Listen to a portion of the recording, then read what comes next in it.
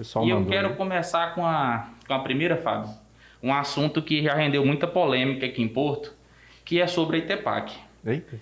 Tem muita gente que coloca de forma positiva e de forma negativa a sua atuação na época da Itepac, né? E eu queria que você falasse para a gente a real situação, como que você encontrou a faculdade à época e o que você fez para que hoje ela estivesse aqui na nossa cidade. O ITEPAC ele foi montado, e isso era muito comum, naquele momento da ditadura siqueiriana. O Estado era o Siqueira, era o desejo e não tinha lei. O Siqueira cria uma faculdade na gestão do ex-prefeito Otoniel Andrade para ganhar as eleições. Mês de setembro, essa faculdade foi criada.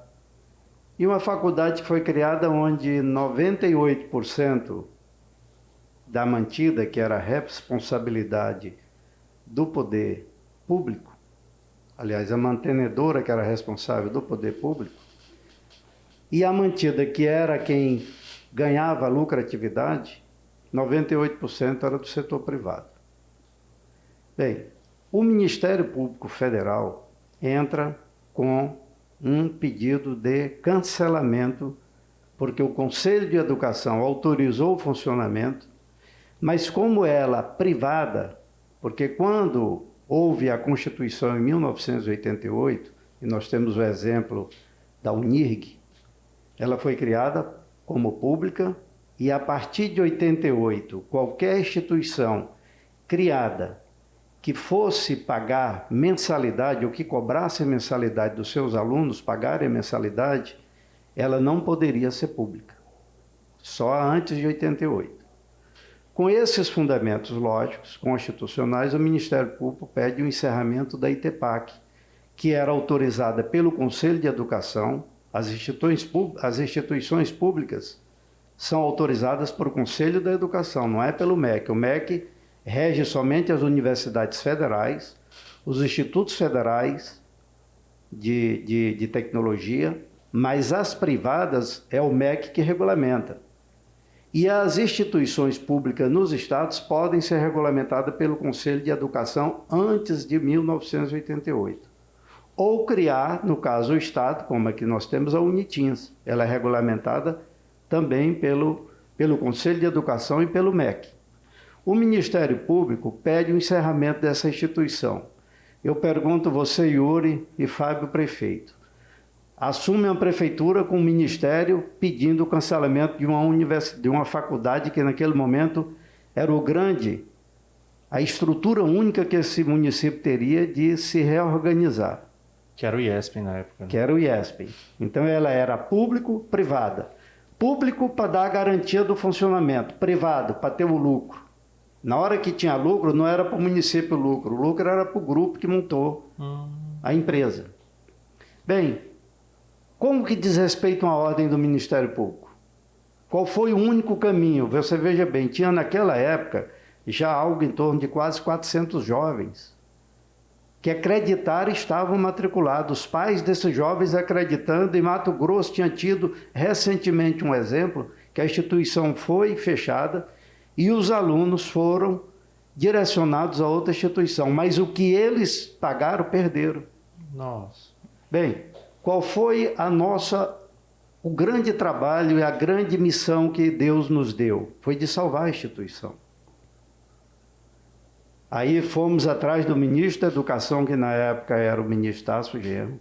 Montou-se uma comissão, participou da comissão Ministério da Educação, Ministério Público Federal, Ministério Público Estadual, instituição IESP, os donos também vieram para dentro para discutir, e a Prefeitura de Porto Nacional. Olha só, isso foi mais ou menos 8 meses essa discussão, fecha, não fecha, fecha, não fecha, acha um caminho. Então não foi uma coisa unilateral da Prefeitura? Não, foi todo um conselho não, até montado. porque quem fez o pedido de encerramento foi o Ministério Público. Está aí, estão os documentos, é público, é notório, é público. Bem, obviamente as pessoas que montaram esse Frankenstein, porque isso não era uma instituição, era um Frankenstein, com interesses escusos, todos eles. Não tinha nenhum aí que queria o bem da cidade de Porto Nacional.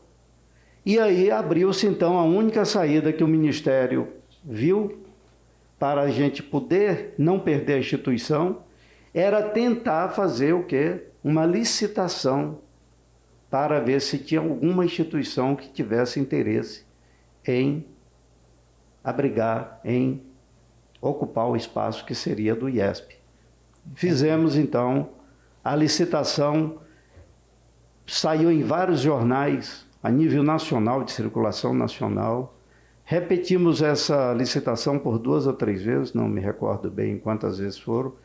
Deu vaga, não vacância, não teve nenhum interesse em ocupar a instituição, porque realmente tinha um passivo já muito alto, né, de não recolhimento de previdência e tantos outros aspectos mais negativos que não me cabe aqui trazer.